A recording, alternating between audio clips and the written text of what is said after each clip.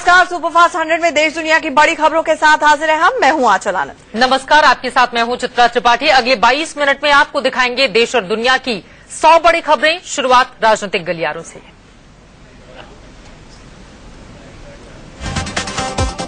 BJP संसदीय board से वरिष्ठ नेता लालकृष्ण आडवाणी को निकाल दिया गया है। पार्टी अध्यक्ष अमित शाह ने बड़ा फेरबदल करते हुए संसदीय बोर्ड से पूर्व प्रधानमंत्री अटल बिहारी वाजपेयी और वरिष्ठ नेता मुरली मनोहर जोशी को भी हटा दिया है। बीजेपी ने वरिष्ठ नेताओं के लिए मार्गदर्शक मंडल बनाया है, जिसमें संसदीय बोर्ड से हटाए गए वाजपेयी, आडवाणी और जोशी के नाम है। साथ ही प्रधानमंत्री नरेंद्र मोदी और गृहमंत्री राजनाथ सिंह को भी मार्गदर्शक मंडल में रखा गया है। बीजेपी के इस मार्गदर्शक मंडल पर कांग्रेस ने चुटकी ली है। कांग्रेस नेता राशिद अल्वी ने कहा कि ये मार्गदर्शक मंडल नहीं बल्कि मूक दर्शक मंडल है। वो मार्गदर्शक मंडल नहीं है, वो मूक दर्शक मंडल है। ओल्ड एज होम है, ओल्ड एज होम है जिसमें इन तमाम लोगों को रखा जाएगा और ये सारे लोग मूक दर्शक बन के दर्शक मंडल है। ओल्ड एज होम है, ओल्ड एज होम है जिसमें इन तमाम लोगों को रखा जाएगा और ये सारे लोग मूक दर्शक बन के देखते रहेंगे कि भारतीय जनता पार्टी में क्या हो रहा है। बीजेपी संसदीय बोर्ड में 12 सदस्य रखे गए हैं। इनमें अध्यक्ष अमित शाह के अलावा पीएम नरेंद्र मोदी, गृहमंत्री राजनाथ सिंह, वित्त मंत्री अरुण जेटली, विदेश मंत्री सुषमा स्वराज, शहरी विकास मंत्री वेंकैया नायडू को शामिल किया गया है।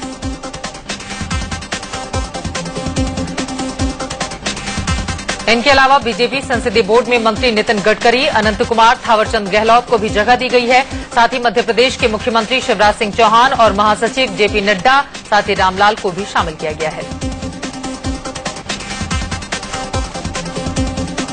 बीजेपी केंद्रीय चुनाव समिति का पुनर्गठन किया गया है। इसमें अमित शाह, नरेंद्र मोदी, राजनाथ सिंह, अरुण जेटली, सुषमा स्वराज, वेंकैया नायडू, नितिन गडकरी, अनंत कुमार को शामिल किया गया है। बीजेपी केंद्रीय चुनाव समिति में जो 15 सदस्य बनाए गए हैं उनमें थावरचंद गहलोत, शिवराज सिंह चौहान, जेपी नड्डा, रामलाल के अलावा जुएल उरांव, शहनवाज हुसैन और विजया रहाटकर के नाम शामिल हैं। 4 राज्यों के राज्यपालों के नाम का ऐलान कर दिया गया है। बीजेपी के वरिष्ठ नेता कल्याण सिंह राजस्थान के राज्यपाल बनाए गए हैं, तो वहीं गुजरात विधानसभा के स्पीकर वजुभाई रघुभाई कर्नाटक के राज्यपाल होंगे।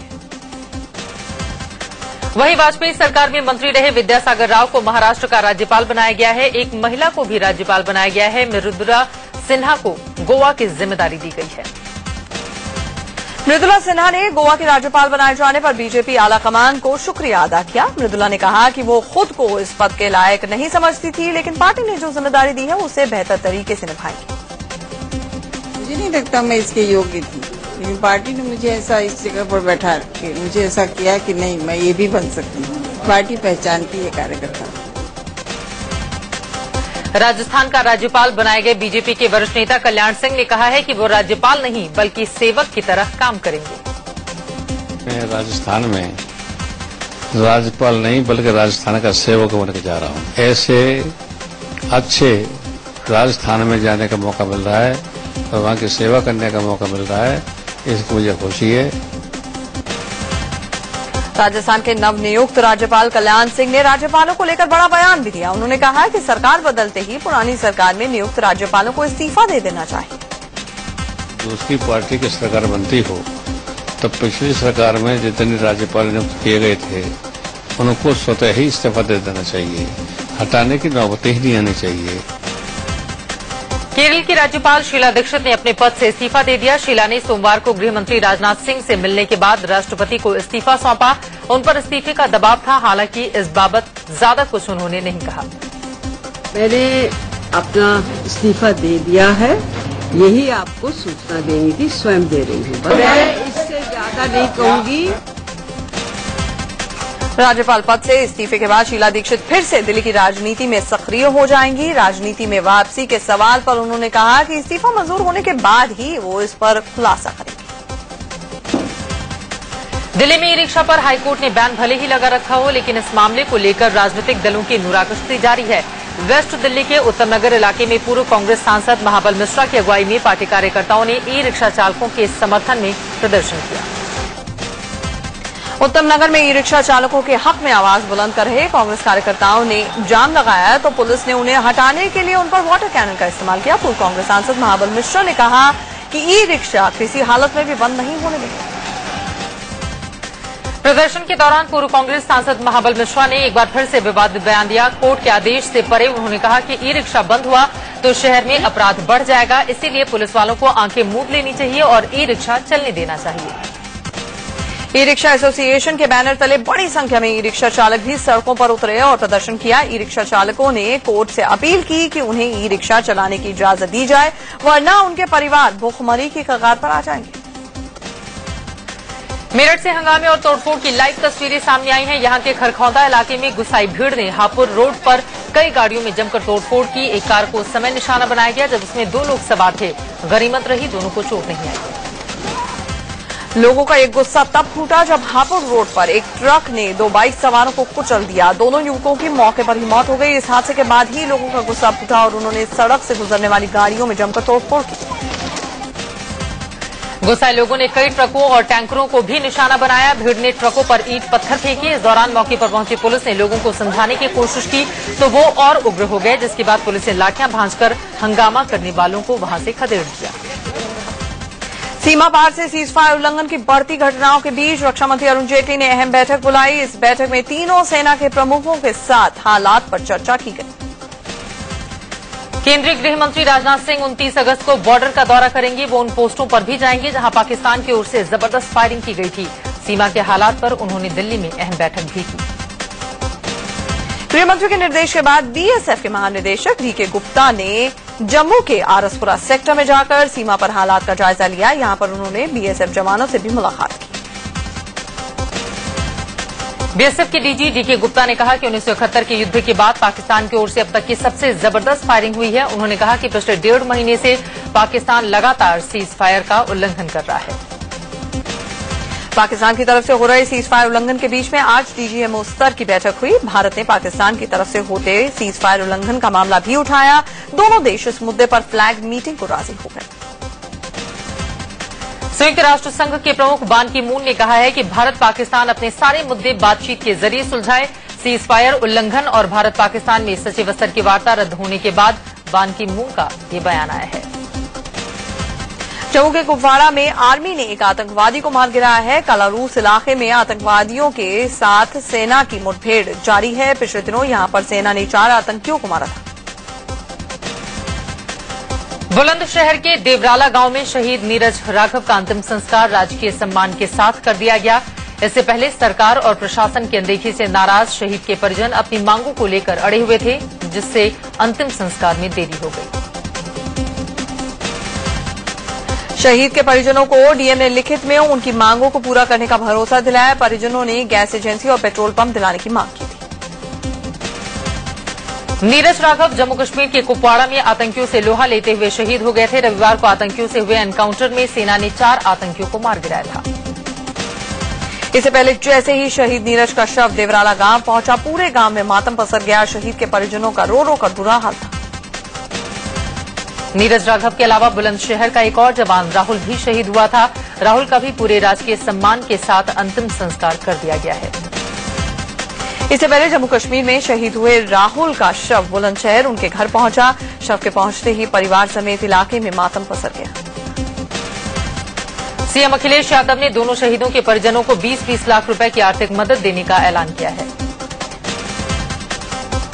असम के कार्बी आंगलोंग जिले में सेना, पुलिस और सीआरपीएफ के ज्वाइंट ऑपरेशन में भारी मात्रा में हथियार और गोला बारूद बरामद किए गए हैं। हथियारों में 2 AK-56 rifles, grenade launchers, grenade, pistol और भारी मात्रा में कारतूस और मैगजीन्स थे। इन हथियारों के साथ 2 उग्रवादी भी पकड़े गए हैं। इनमें से एक कार्बिलैंड प्रोटेक्शन फोर्स नाम के उग्रवादी संगठन का मुखिया है और दूसरा महासचिव।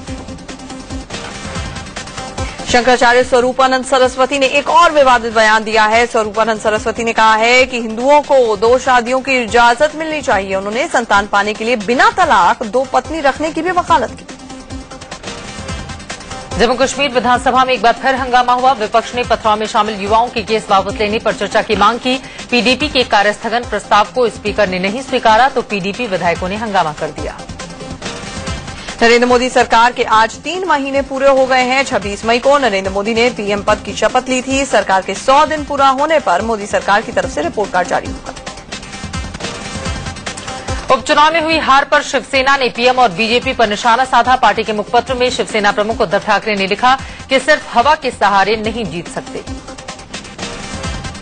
उद्धव ने लालू नीतीश को सांप बिच्छू की जोड़ी भी करार दे दिया। सामना में लिखा गया है कि कुछ केचुओं को जीवनदान मिल गया है। लालू और नीतीश का गठबंधन सांप और बिच्छू जैसा है।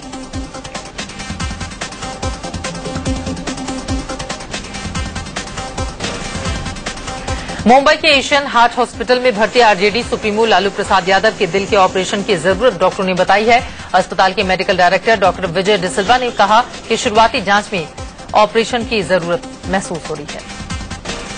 दिल्ली में सरकार बनाने की कवायद के बीच कांग्रेस ने फिर से खुलासा किया है कि आम आदमी पार्टी के 12 विधायक उनके साथ हैं, उनके साथ संपर्क में हैं। ये खुलासा मुकेश शर्मा ने किया।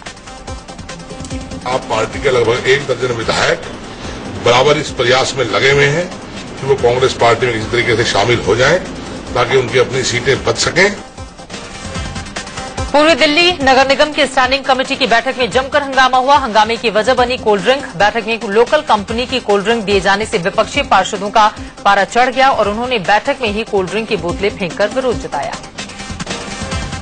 विपक्षी पार्षदों का कहना है कि लोकल कंपनी की कोल्ड ड्रिंक्स पीने से बीमार होना तय था। पूर्वी दिल्ली नगर निगम में विपक्ष की नेता मरियम कौर का आरोप यह है कि सत्ता पक्ष छोटी छोटी चीजों में पैसा बचाकर उनका गबन करने में लगा है। यूपी के सरधना से बीजेपी विधायक संगीत सोम को जेड श्रेणी की सुरक्षा मिलेगी। केंद्र सरकार ने खुफिया रिपोर्ट के बाद यह फैसला लिया। खुफिया एजेंसियों ने रिपोर्ट दी थी कि संगीत सोम की जान को खतरा है। कर्मचारी भविष्य निधि संगठन ने भविष्य निधि की जमा राशि पर ब्याज दर में कोई बदलाव नहीं किया है। इस वित्त वर्ष में ब्याज दर 8.75% ही रहेगी। कारोबारी हफ्ते के दूसरे दिन सेंसेक्स 6 अंक की मामूली बढ़त के साथ 26,442 के स्तर पर बंद हुआ, जबकि निफ्टी में 2 अंक की गिरावट दर्ज की गई। 2G घोटाले में सीबीआई डायरेक्टर पर दखलंदाजी करने का आरोप लगाते हुए वकील प्रशांत भूषण ने सुप्रीम कोर्ट में अर्जी दाखिल की है। अर्जी में उन्होंने मांग की है कि रंजीत सिन्हा को 2G केस से दूर रखा जाए। आय से अधिक संपत्ति मामले में बीएसपी सुप्रीमो मायावती को थोड़ी मोहलत मिली है। सुप्रीम कोर्ट ने उन्हें इस मामले में जवाब देने के लिए 3 हफ्ते का वक्त दिया है। दिल्ली हाईकोर्ट ने खेल मंत्रालय से पूछा है कि अर्जुना अवार्ड कमेटी में आखिरी वक्त में फेरबदल क्यों किया गया। साथ ही ये भी पूछा गया है कि स्क्रीनिंग कमेटी के सदस्यों को किस आधार पर चुना जाता है। एमपी हाईकोर्ट के ग्वालियर बेंच के जज पर यौन उत्पीड़न का आरोप लगाने वाली जज ने सुप्रीम कोर्ट का दरवाजा खटखटाया है और मामले की जांच के लिए नई कमेटी बनाने की मांग की है। सुप्रीम कोर्ट ने एक बार फिर से दोहराया है कि सरकारी जमीनों पर अवैध तरीके से बनी धार्मिक इमारतों को गिराया जाए। एक याचिका पर सुनवाई के बाद सुप्रीम कोर्ट ने सभी राज्यों को नोटिस जारी किया। ग्वालियर के सिंधिया स्कूल में बिहार के मंत्री की बेटी के साथ रैगिंग मामले में 3 छात्रों और 2 स्कूल स्टाफ को गिरफ्तार किया गया। तीनों छात्रों को जमानत पर रिहा भी कर दिया गया। उधर सिंधिया स्कूल के प्रिंसिपल ने प्रेस कॉन्फ्रेंस कर ऐलान किया कि आरोपी तीनों छात्रों को स्कूल से निलंबित कर दिया गया है। सिंधिया स्कूल के प्रिंसिपल के साथ एसएफआई के कार्यकर्ताओं ने धक्का मुक्की की और उनकी गाड़ी को रोकने की कोशिश भी की। ये प्रदर्शनकारी जानना चाह रहे थे कि आखिर रैगिंग के आरोपियों पर इतने दिनों तक कार्रवाई क्यों नहीं की गई। एक्टर शाहरुख खान को अंडरवर्ल्ड से धमकी मिलने की खबरें सामने आ रही है। शाहरुख खान को फोन पर जान से मारने की धमकी दी गई। धमकी के पीछे रवि पुजारी का हाथ बताया जा रहा है। धमकी के बाद शाहरुख की सुरक्षा बढ़ा दी गई। हाल ही में शाहरुख के बिजनेस पार्टनर और प्रोड्यूसर मुरानी ब्रदर्स के घर पर फायरिंग हुई थी, जिसके बाद अब शाहरुख को धमकी मिली है। शाहरुख खान को मिली धमकी को मुंबई पुलिस ने गंभीरता से भी लिया है। शाहरुख के साथ साथ कई और अभिनेताओं की भी सुरक्षा बढ़ा दी गई। Salman Khan hit and run case में गायब हुए सारे दस्तावेज मिल गए हैं। ये पेपर बांद्रा पुलिस स्टेशन में मिले हैं। पंजाब के लुधियाना में ऊनी कंबल बनाने वाली फैक्ट्री में भीषण आग लगने से हड़कंप मच गया। ये फैक्ट्री शिवपुरी इलाके में है। आग लगने के चलते फैक्ट्री के भीतर धुआं भर गया, जिससे दम घुटने की वजह से 3 मजदूरों की मौत हुई। माना जा रहा है कि फैक्ट्री में आग शॉर्ट सर्किट के चलते लगी। आग लगने की खबर पाकर मौके पर पहुंची दमकल की 6 गाड़ियों ने 1.5 घंटे की मशक्कत के बाद आग पर काबू पाया। यूपी में बाढ़ के कारण बिगड़े हालात अभी ठीक भी नहीं हुए कि 10 जिलों के 650 गांवों की 4,90,000 से ज्यादा की आबादी अब भी सैलाब से जूझ रही है। बहराइच, गोंडा, बाराबंकी, लखीमपुर खीरी, श्रावस्ती, सिद्धार्थनगर, आजमगढ़, गोरखपुर, फैजाबाद और संत कबीर नगर बाढ़ की चपेट में है। बहराइच में 150 गांव भी बाढ़ की चपेट में है। हालांकि घाघरा का जलस्तर खतरे के निशान से नीचे पहुंच गया है। असम के ऊपरी पहाड़ी इलाकों में हो रही भारी बारिश के चलते सूबे के 12 जिले बाढ़ की चपेट में हैं। असम के बरपेटा, बोगाईगांव, धेमाजी, जोरहाट, लखीमपुर, सोनितपुर, मोरीगांव, डिब्रूगढ़ के अलावा तमाम और भी जगह हैं जो बाढ़ की चपेट में हैं। पूर्वी दिल्ली के मंडावली रेलवे स्टेशन के पास शॉर्ट सर्किट के चक्कर में एक युवक की जान चली गई। बिजनौर में एक स्कूल बस पलटकर गड्ढे में गिर जाने से 2 बच्चों की मौत हो गई, जबकि दर्जन भर से ज्यादा बच्चे घायल हो गए। गुजरात में गांधीनगर के करीब पुलिस की गाड़ी को एक ट्रक ने जोरदार टक्कर मार दी। हादसे में 2 पुलिसकर्मियों और एक आरोपी की मौत हो गई। यूपी के महाराजगंज के घुगली रेलवे स्टेशन पर एक मालगाड़ी पटरी से उतर गई। ये ट्रेन एमपी के दमोह से बिहार के सीतामढ़ी जा रही थी। इबोला वायरस से प्रभावित देशों में रहने वाले भारतीय वतन लौटने लगे हैं। 6 भारतीय लाइबेरिया से दिल्ली के इंदिरा गांधी इंटरनेशनल एयरपोर्ट पहुंचे। इन सभी को आरएमएल ले जाया गया।